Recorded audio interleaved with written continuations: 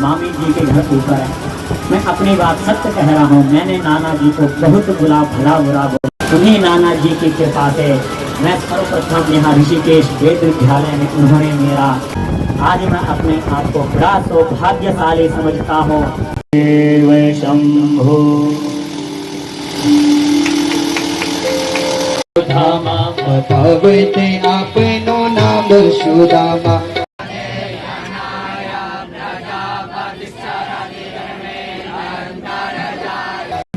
और ये देखिए हम ही बचे थे लास्ट में, तो हम सब बैठ गए एक साथ। और ये सब मामा और मौसी के लड़के और लड़कियां हैं, और काफ़ी समय बाद तो चलिए दोस्तों, एक और नए ब्लॉग की शुरुआत हो गई है। तो जय जय श्री राधे दोस्तों। सबसे पहले आप सभी को मेरा प्यार भरा प्रणाम। मेरा नाम है अखिलेश बगुणा और स्वागत करता हूँ आपका अपने YouTube चैनल अखिल बगुणा ब्लॉग्स में। और ब्लॉग की शुरुआत को इस प्रकार से ऋषिकेश के 14 बीघा क्षेत्र से हो रही है, ये देखिए। और मौसम आज काफ़ी बेहतरीन हो रखा है, चारों तरफ कोहरा लगा हुआ है, लेकिन उसके बावजूद भी यहाँ उमस काफ़ी हो रही है। और दोस्तों आज है सप्तम दिवस है भागवत कथा का, और उसी के लिए यहाँ पे जो भंडारा होगा आज उसकी तैयारी चल रही है। और नीचे भागवत कथा का प्रारंभ हो चुका है। तो चलो आपको ले चलते हैं सीधे पंडाल में।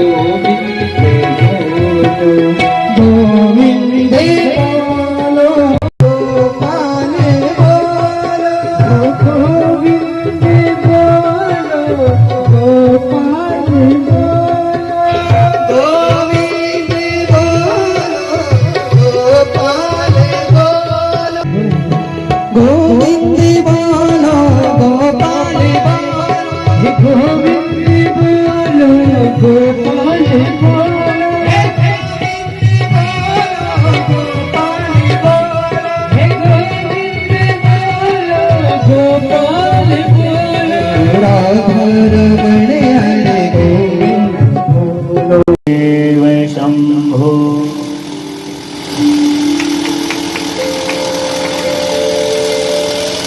मंगलमय प्रातः अखिलेश्वर ब्रह्मांड नायक ब्रह्मांड नायिका भगवान श्री बाल मुकुंद कृष्ण चंद्र की आज यहाँ न आपका किराया लगता है, न आपसे कुछ लिया जाता है, आप लोगों से कुछ लिया दिया नहीं जाता, लिया कुछ नहीं जाता, केवल दिया जाता है। बोले क्या?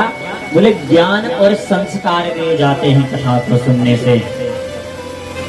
तब ज्ञान और संस्कार भी उन्हीं को मिलेंगे जो कथा प्रेम पूर्वक ध्यान पूर्वक श्रवण कर रहे होंगे। आज इसका विश्राम दिवस की कथा श्रवण करेंगे। आज ये राम की ओर बढ़ती चली जा रही है।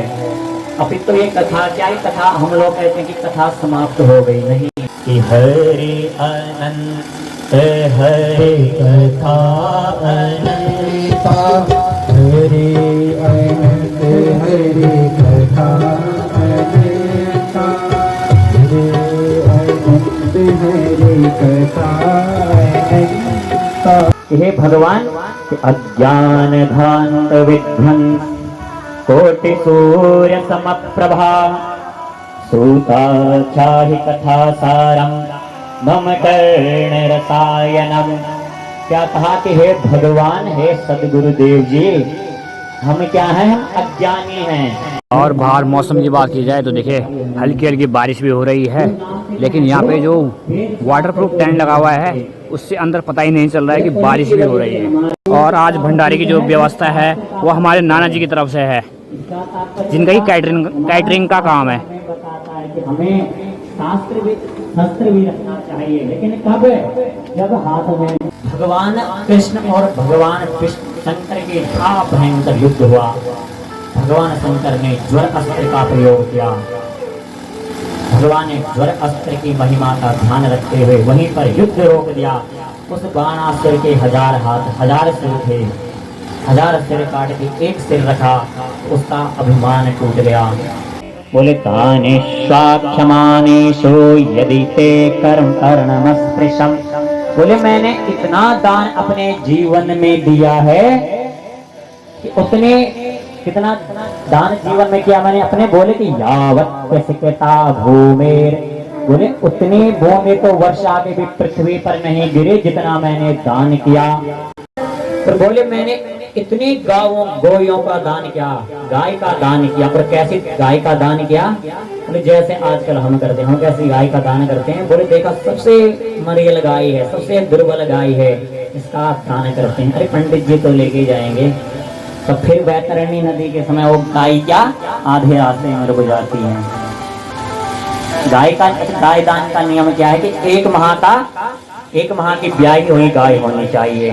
ब्राह्मण को गाय दान के साथ साथ 1 वर्ष तक का चारे का खर्चा भी ब्राह्मण को देना चाहिए। ये नियम है गाय दान का। और हम लोग जो वार्षिक श्राद्ध में 13वें ब्राह्मण भोज के लिए बुलाते हैं, क्या करते हैं? 10-10 रुपए में ब्राह्मणों को निपटा देते हैं। बोले एक ब्राह्मण आया हुआ कैसा है? बोले उसकी वो फटी हुई धोती है, लेकिन जब वहां भी काफी नहीं, लेकिन क्या जब से द्वारिका में आए तब से क्या कि ये जो रहो वसुधा चकिसो अभिरामा, बोले इसे द्वारिका धाम को देख करके क्या इसको निहार रहा है। जगत में प्रभु जाने को आए, बसी के रामा धोती लटी से लगे दुपट्टे और पाय ओपन को नहीं सामा। विजय दुर्बल का द्वारे खड़ो विजय दुर्बल रयो जी की शुभ सुधा अभिरामा, बतावते आपनो नाम सुदामा। सर पर न पगड़ी है,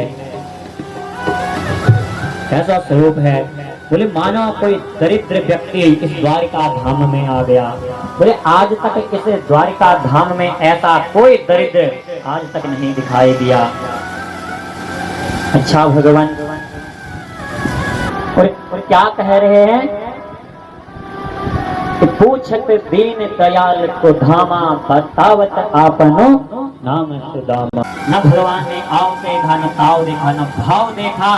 कहीं उनका पीतांबर गिरा, कहीं उनकी खड़ग पड़ी, कहीं उनके मुकुट गिरा। भगवान दौड़ते दौड़ते अपने मित्र के मिलने के लिए मित्र के पास आए। जैसे मित्र को देखा, भगवान के नेत्रों से अश्रु बहने लगा, भगवान के आंसू अश्रुपात होने लगे। देखे सुदामा की दीनी दशा, करुणा करे थी करुणा निधि रोए। पानी परात को हाथ छोयो नहीं, नैन के जल सो पग धोए। पानी परात को हाथ छोयो नहीं, नैन के पग सो जल धोए। उनके हृदय को, उनके स्वरूप को देखा, रोने लगे शुद्ध भगवान कृष्ण। लेने गई, इतने में भगवान के नेत्र से इतने अश्रुधारा बही कि पानी की कोई आवश्यकता नहीं, पर उनके नेत्र के जल से ही उन्होंने अपने नेत्र के जल से सुदामा जी से पैर धो दिए। उस संदेश का प्रत्युत्तर दिया। बोले क्या कि एक माँ दो पाथ में दो एकादशी होए, शोभा भी आज से तोरे घर नित्य द्वादशी होए। और यहाँ पे चल रहा है हवन। वो ज्ञान आपको कहीं भी किताब पुस्तकों में शास्त्रों में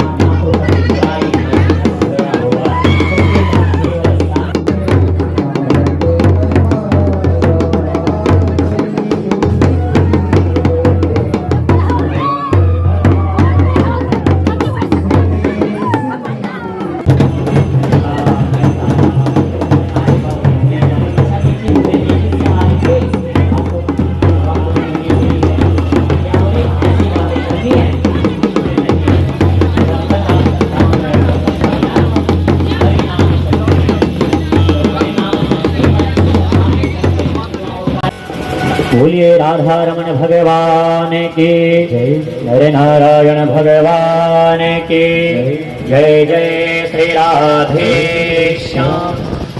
बोले संगीत का प्रचलन अब इस दौर में क्यों आया? बोले अब जो हमारी मति कैसे मंदः सुमंद मतयो मंद भाग्यायुपद्रुता। बोले कलयुग में हमारी और आपकी बुद्धि मंद हो गई। बोले कैसे मंद हो गई? अच्छा ये कथा क्यों इस धरती पर आई? एक बार हाथ खड़े करो जिस जिसको पता है ये कथा धरती पर क्यों आई? क्यों आपको पता नहीं है? बोले हम लोग अपने मन के प्रति प्रेम से, अपने तत्व से, अपने संस्कृत के प्रति अग्रसर नहीं है। भगवान के शरीर को कोई बाण भेज सके ऐसे किसी बाण में शक्ति नहीं। भगवान के जब पैर में वहाँ बाण लगा, महेलिया आया, उसने प्रार्थना की भगवान मुझसे पाप हो गया। भगवान बोले तुम क्यों चिंता करते हो, ये तो पूर्व जन्म का कर्म है मेरा। आप लोग हमारा तो बड़ा सौभाग्य है, अच्छे कर्म है कि यहाँ पर बैठ के कथा सुन रहे। देखते देखते भगवान के हृदय से दिव्य ज्योति निकली और वह ज्योति कहाँ गई? अंगांगमयी मूर्ति प्रत्यक्षा वर्तते हरे। जैसे भागवत पुराण में, इसलिए जो भी इस कथा को भगवान कृष्ण मानते हैं उसका इस पृथ्वी पर उद्धार होना निश्चित है। मुझे आज भी वो दिन याद है। कौन सा? जब नाना जी ऊपर ढालवाला से पैदल मुझे यहाँ के लिए आए और यहाँ से मैं नाना जी के साथ विद्यालय में गया। जब वहाँ मेरा एडमिशन नाना जी ने करवाया, वहाँ से जब मैं घर आया, मामी जी के घर ऊपर है। मैं अपनी बात सत्य कह रहा हूँ, मैंने नाना जी को बहुत भला बुरा बोला। क्यों? क्योंकि गांव से आने के बाद जब कोई शुरू में आए तो हर किसी का हृदय द्रवीभूत हो उठा है। जब मैंने छात्रावास का वो दिन देखा, समय देखा, तो मेरे अंदर की ममता भी जाग गई। घर आकर के मैंने बहुत बुरा उल्टा नाना जी को कहा। उन्हीं नाना जी की कृपा से मैं सर्वप्रथम यहाँ ऋषिकेश वेद विद्यालय में उन्होंने मेरा छात्रावास में स्कूल में मुझे रखा। अरे मैं तो ऊपर उसे स्कूल में रहने आया। आज मैं अपने आप को बड़ा सौभाग्यशाली समझता हूँ। उन नाना की कृपा से, उनके आशीर्वाद से आज मैं इस स्थान पर बैठा आप लोगों के समक्ष समेत अपनी वाणी से भगवान का सद्गुण चर्चा गाने का सौभाग्य मुझे मिला। आप लोग अपना आशीर्वाद मुझ पर बनाए रखें। नाम संकीर्तनम यस्य, नाम संकीर्तनम यस्य, सर्व पाप प्रणाशनम, सर्व पाप प्रणाशनम, प्रणामो दुख शमनः, प्रणामो दुख शमनः, तं नमामि हरिं परम्, तं नमामि हरिं परम्। नाम संकीर्तनम यस्य, नाम संकीर्तनम यस्य, सर्व पाप प्रणाशनम, सर्व पाप सभी लोग प्रणाशनम। बोलिए, ये भागवत जी का अंतिम श्लोक है, सभी लोग बोलिए। नाम संकीर्तनम यस्य, सर्व पाप प्रणाशनम, सर्व पाप प्रणाशनम, प्रणामो दुख शमनः, प्रणामो दुख शमनः, तं नमामि हरिं परम्। तं नमामि हरे परम्। बहुत बहुत धन्यवाद। प्रेम से बोले जय श्री कृष्णा। भाग्यवत भगवान की है आरती, पापियों को पाप से है तारती। श्री भागवत भगवान की है आरती, पापियों को पाप से है तारती। दर्श कराने वाला संत गेत पावन पुनीत पापा, हर दर्श कराने वाला है, हर दर्श कराने वाला है, हर दर्श कराने वाला। चलिए दोस्तों, उन्हीं से भाव कथा का विराम हो गया है और ऊपर भोजन की तैयारी है।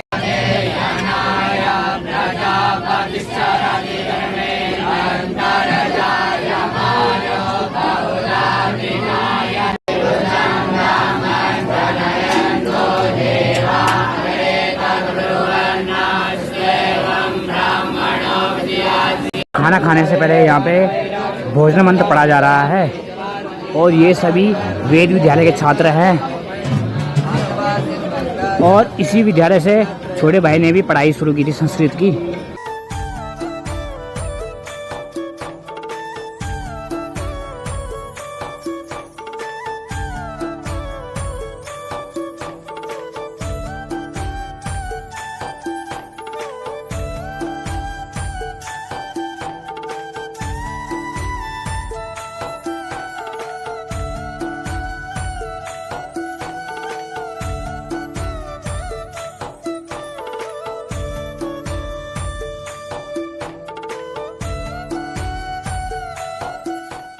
लगभग सबने खाना खा लिया है और अब हमारी बारी है।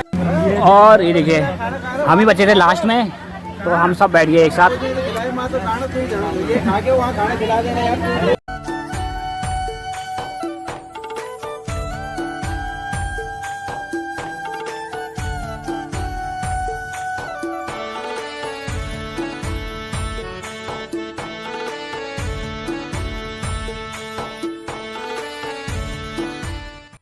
चलिए दोस्तों, समय हो गया लगभग 3:30। भागवत कथा का विराम हो चुका है और भंडारे का भी आयोजन था वो भी हो गया है। अब देखिए यहाँ पे जितने भी सारे हमारे कजिन्स हैं सब आज आए हैं यहाँ पे, और ये सब मामा और मौसी के लड़के और लड़कियाँ हैं।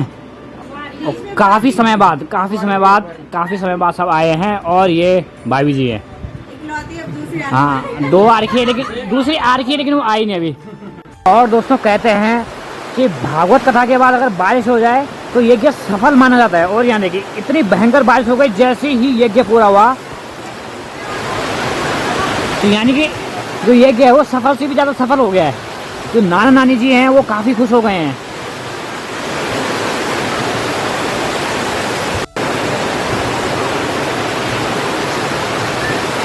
तो चलिए दोस्तों, अब यहाँ पे विदाई हो रही है व्यास जी की।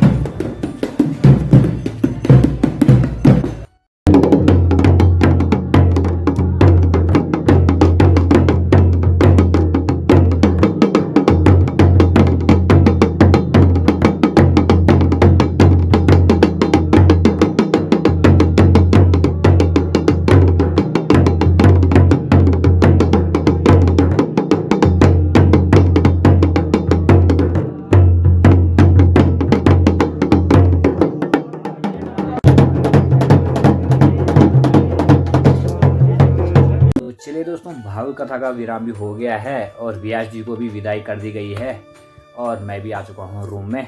और व्यास जी ने जो लास्ट में कहा था कि लोग होते हैं उनके गुण नहीं भूले जाते हैं, तो जिन नाना नानी ने व्यास जी यानी जो छोटा भाई उसका एडमिशन कराया था स्कूल में, तो उस दिन बहुत गालियाँ दी थी भाई ने कि नहीं मेरा एडमिशन संस्कृत में करा दिया है, ऐसा है, मेरी क्लास कम करा दी, तो बहुत गाली दी थी। और आज उन्हीं का ही कहा हुआ याद आ रहा है कि बेटा एक दिन तो बहुत बढ़िया वेदाचार्य बनेगा। तो बोलते हैं कि इंसान चले जाता है लेकिन उनके गुण, उनके विचार, उनके बोल रह जाते हैं। और फिलहाल इस ब्लॉग को अब यहीं रोकते हैं और मिलते हैं आपको एक और नए मजेदार वीडियो में।